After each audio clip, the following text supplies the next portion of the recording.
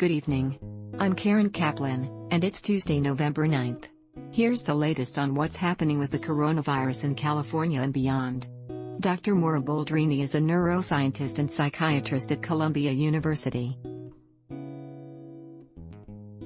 So when COVID-19 laid siege to New York City in the early days of the pandemic, she was uniquely situated to notice that the respiratory disease also produced a surprising number of symptoms related to the brain.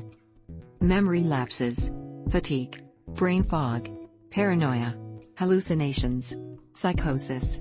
These kinds of mood and psychiatric symptoms typically arise during adolescence or early adulthood, but the COVID-19 patients who developed them were significantly older. In another twist, there was nothing in their family histories that would suggest they'd be vulnerable to these types of problems.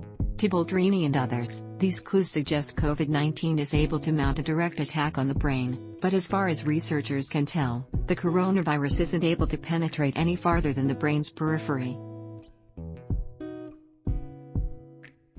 Boldrini is investigating the possibility that these mysterious symptoms are the collateral damage of inflammation, the immune system's all-hands-on-deck response to an invader. Inflammation is known to trigger blood clots, and clots trigger more inflammation. It's similar to what happens to victims of traumatic brain injuries. People that have this kind of trauma in the brain have presented with sudden changes in behavior and personality and suicide and other brain symptoms, she told my colleague Amina Khan. To learn more, Boldrini has gathered the brains of more than 40 COVID-19 victims. Her lab at the New York State Psychiatric Institute contains dozens of boxes that hold paper-thin slices of brain tissue.